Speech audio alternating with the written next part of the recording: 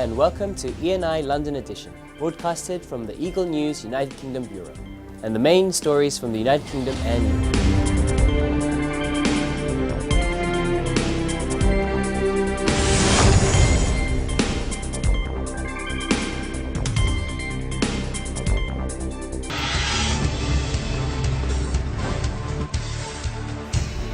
UK's Brexit plan rejected by EU leaders. Prime Minister Theresa May hit back Friday at the European Union after it rejected her Brexit plan, saying its refusal to compromise was not acceptable and warning she was still prepared to walk away from the talks. In a defiant statement from Downing Street, Prime Minister May blamed Brussels for the impasse, just weeks ahead of the deadline to seal a deal, and 6 months before Britain leaves the EU on March 29, 2019. Everybody shared the view that while there are positive elements in the Chequers proposal, the suggested framework for economic cooperation will not work, not least because it risks undermining the single. The Prime Minister said throughout this process, she has treated the EU with nothing but respect. The UK expects the same. Prime Minister May was speaking after returning from an EU summit in Salzburg last Thursday, where her fellow leaders lined up to condemn her proposals for post-Brexit trading ties and the Irish border. It was a setback characterised by the British media as a humiliation just days before a meeting of May's Conservative Party, where Eurosceptics are ramping up their pressure on their leader to be more tough. EU Council President Donald Tusk hit back late Friday at May's criticism of the EU's negotiating position. The results of our analysis have been known to the British side in every detail for many weeks. The UK stance presented just before and during the Salzburg meeting was surprisingly tough and in fact uncompromising, he said in a statement. Tusk added he remains convinced that a compromise good for all is still possible in Brexit negotiations and that he is a close friend of the UK and a true admirer of PM May. EU leaders had previously criticised May's proposal for a free trade area in goods after Brexit, but the tough tone at the Salzburg summit surprised many commentators, with some describing it as an ambush. Tusk and French President Emmanuel Macron said it would fragment the bloc's single market and not work, and demanded she come back with an alternative by an EU summit in mid-October. The bloc also raised the stakes by putting on ice a special summit planned for November to seal a deal, saying it would only happen if there is progress next month. Last Friday, May said the EU's plan for Britain to stay in the European Economic Area, effectively the single market, without any say in the rules, would make a mockery of the 2016 vote for Brexit. British-ruled Northern Ireland, the only border to the EU member state, another key issue that both the UK and EU leaders could not agree on. She repeated that she would bring forward alternative proposals to the backstop, which would come into effect until a new trade deal is struck. Yesterday, Donald Tusk said our proposals would undermine the single market. He didn't explain how in any detail or make any counter-proposal. So we are at an impasse in the negotiations. It is not acceptable to simply reject the other side's proposals without a detailed explanation and counter-proposals. So we now need to hear from the EU what the real issues are and what their alternative is so that we can discuss them. Until we do, we cannot make progress. In the meantime, we must and will continue the work of preparing ourselves for no deal. The disunited kingdom. Brexit's dividing options. Protesters on opposite side of Brexit rally for support around the United Kingdom. The Save Brexit rallies by British Labour Party politician Kate Howie and the British politician Nigel Farage and the British Conservative Party politician David Davis attend the Save Brexit rally organised by the Leave Means Leave campaign in Bolton, in northwest England. Critics of Prime Minister Theresa May's Brexit proposal across several parties staged the first in a planned series of rallies aimed at mounting support for a clean break with the EU. The Save Brexit campaign kicked off at the football grounds of Bolton Wanderers, a north-western town with high levels of public opposition to the bloc. It was headlined by May's former Brexit Secretary, David Davis, and others opposed to her attempts to keep close post-Brexit trade relations with the remaining 27 EU member states. In sharp contrast, People's Vote, a movement in the UK asking for another chance to vote on Brexit, also held a large rally near Britain's Labour Party annual conference last Sunday. Leader Jeremy Corbyn has a golden opportunity to capitalise on Prime Minister Theresa May's weakness after the European Union leaders rejected her Brexit plans last Thursday.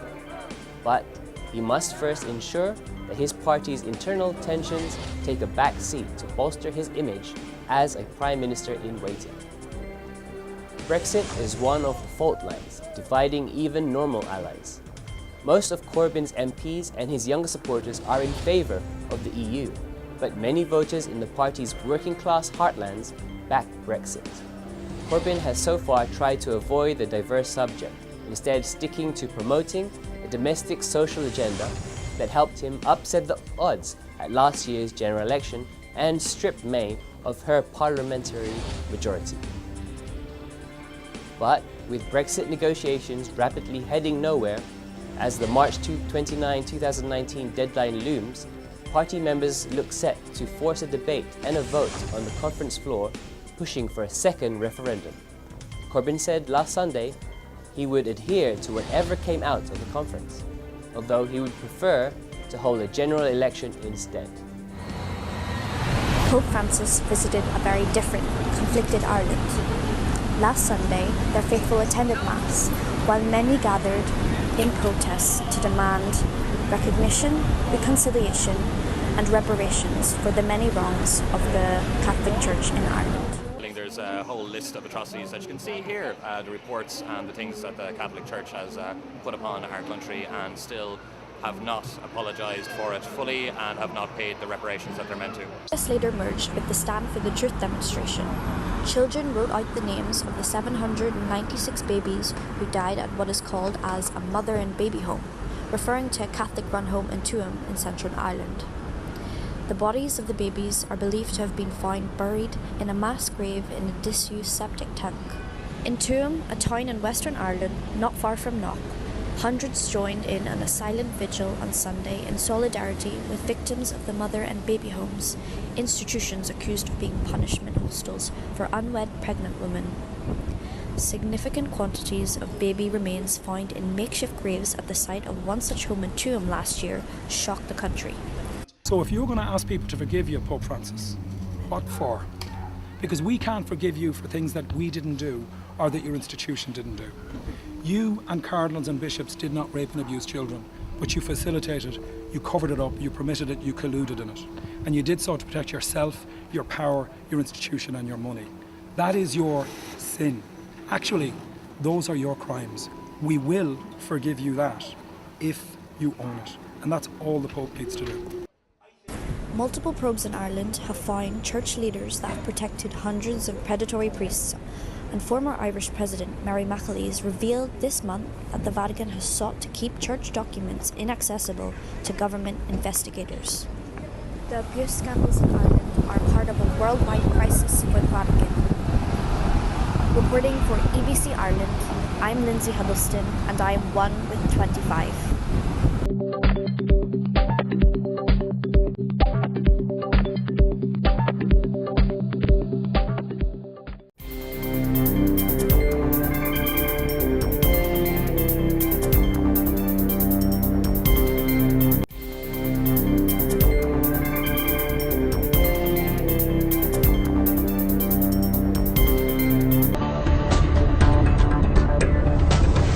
Coca-Cola buys Costa Coffee for £3.9 billion.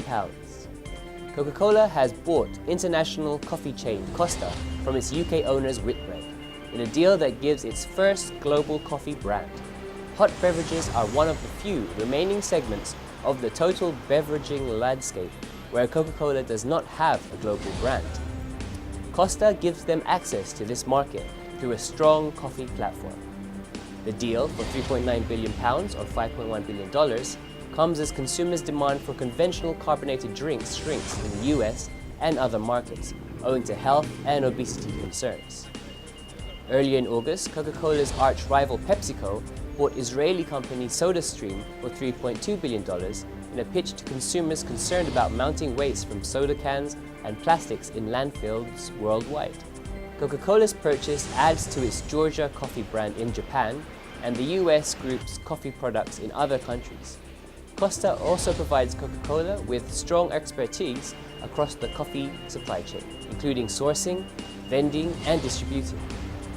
The announcement comes after Nespresso maker Nestle said it sealed the deal to market the products of US coffee giant Starbucks around the world outside of its cafes. Following pressure from activists, shareholders, Whitbread revealed in April that it would spin off Costa, leaving it to concentrate on its hotel chain, Premier Inn. Whitbread was forced to act after US group Elliott became its biggest shareholder with a 6% stake. Whitbread bought Costa in 1995 from founders Sergio and Bruno Costa and presently runs about 2,400 stores in the UK and some 1,400 around the world. Costa also operates more than 8,000 Costa Express self-service machines in 8 countries, as well as placing its products in supermarkets.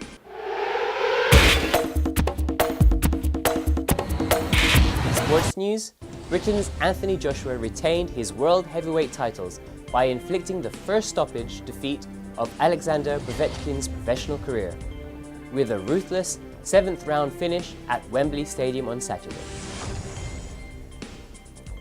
A previously close contest turned in Joshua's favour decisively when he sent the Russian crashing to the canvas with a straight right hand and a left hook. Povetkin gamely beat the count, but Joshua piled in before referee Steve Gray stopped the contest at 1 minute and 59 seconds of the 7th round. This victory saw Joshua extend his unbeaten professional record to 22 wins from 22 fights, with 21 knockouts, in front of a raucous home crowd. Joshua commented that Povetkin is a very tough challenger and he proved it to himself tonight. Joshua was putting his International Boxing Federation, World Boxing Association and World Boxing Organization belts on the line against the 39-year-old Russian challenger Povetkin.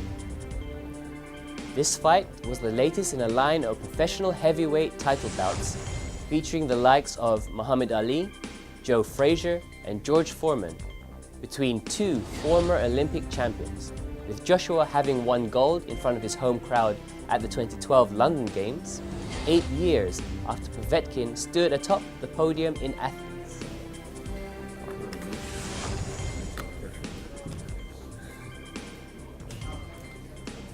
Povetkin's a tough challenger for sure, but I knew how to break him down. I weren't looking for the knockout, but the instinct told me he was hurt, and I knew how to follow up, and I knew it was time to get him out of there. And I'll always knock him down one by one, but people have to be patient. So I'm happy that them two are fighting. Good luck to both of them.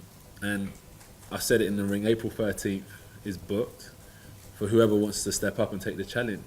I'm always willing to fight. This is what I do for a living. So whichever heavyweight is serious can get on the phone to Eddie and we can look at making a deal. And in football news, Sarri set sights on Liverpool after West Ham stifled Chelsea. Maurizio Sarri laughed off suggestions that next week's summit meeting with Liverpool is a must-win game after seeing Chelsea's 100% Premier League record ended by a stubborn West Ham in a 0-0 draw on Sunday. Chelsea had won all 5 of their league matches before the weekend, going toe-to-toe with Liverpool, who beat Southampton on Saturday to make it 6 wins out of 6.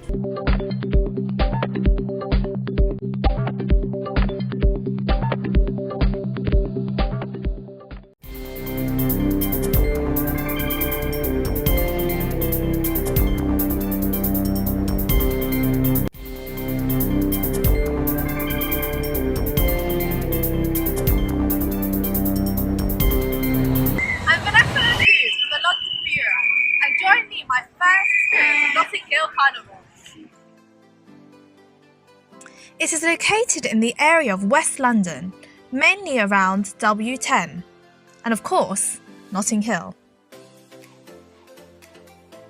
You might be thinking, what is Notting Hill Carnival?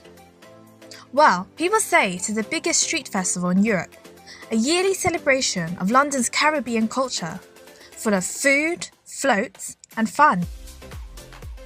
So we are here on the family day of Notting Hill Carnival, the first of the 2 days of the bank holiday weekend in August. As you can see, people are in colourful costumes. Everyone's in high spirits, despite the rain.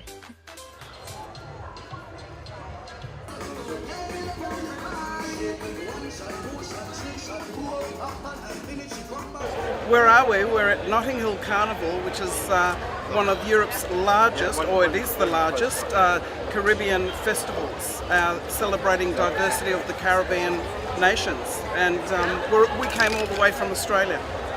It has its origins in community getting together and partying and celebrating. It's grown and grown. I've seen it grow. And it's very important that it takes place on the streets of Notting Hill, doesn't get moved, and remains in its present format.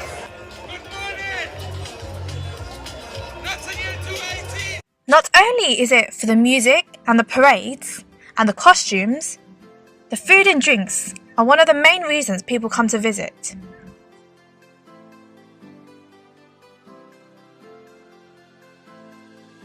I would definitely recommend the Jamaican patties. Hope you enjoyed the carnival as much as I did. Reporting from Notting Hill Carnival, I'm Vanessa De La Cruz, and I am 1 to 25.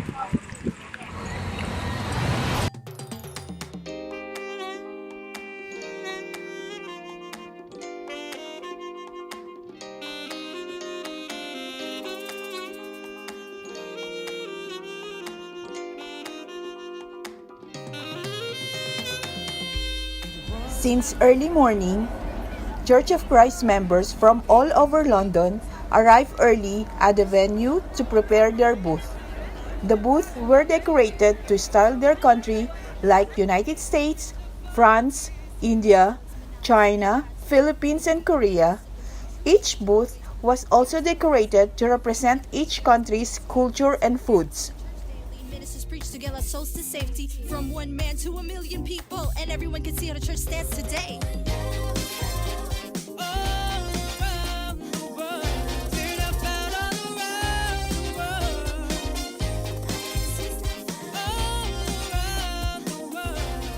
My stomach is absolutely full.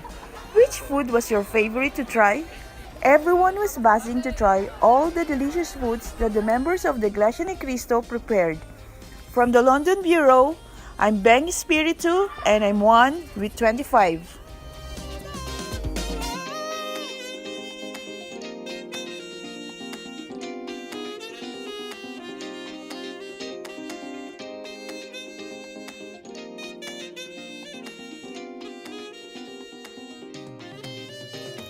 July 27, 1968 is the day that will remain in church. And these have been the top news stories this week. From our London studio, I'm Jakarl Matera, reporting for Eagle News International, and I am 1 with 25.